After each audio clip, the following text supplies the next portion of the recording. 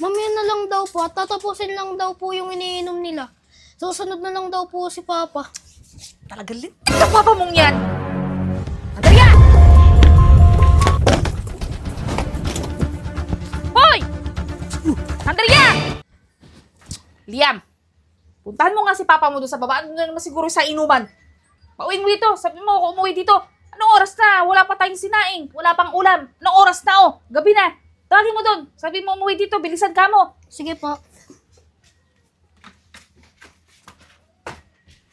Ang tagal dumating tagay sa akin. Tagal mo tumagay kalbo. Para tayo makakarami niyan. Marami yan. Papa, Oh. tawagan na doon ni Mama. Wala nang sinaing at saka ulam. Umuwi ka na daw po. Eh bakit hindi mo magsaing si mama mo? Eh sabi ni Mama, pumunta ka daw po doon eh.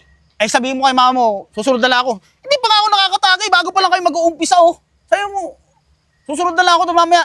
Tatapusin lang namin to. Sige po. Bago pa lang ako tatagay pauwi ka agad. Sayang na may inambag ko dito. Mama, sabi daw po ni Papa, mamaya na lang daw po at tatapusin lang daw po yung iniinom nila. Susunod na lang daw po si Papa. Talagang lit ka papa mong yan! Anong oras na oh? Paano tayo kakain? Ako na! Sige po.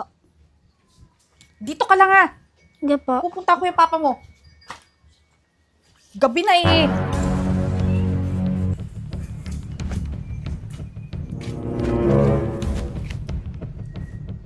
Gabi na yung unahing pambarkada. Wala pang sinaing sa bahay.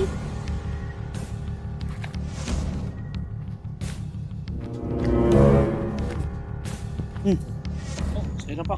Ay, tapos ko lang. Andrea! Hoy! Andrea! Ba't kinagtakbuhan? Ika nga dito! Patingin naman na yun. Ay, di mo naman yung dala mo! Ay, nagsisipagtakbuhan kayo. Kita mo nga may dala ka niya no!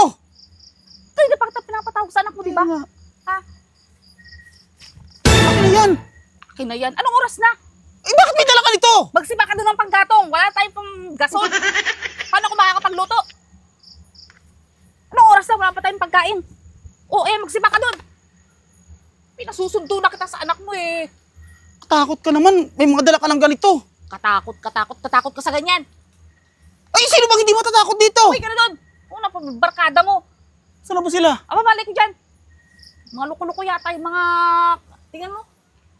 Sa ganitong sitwasyon, iwanan ka ng mga barkada mo.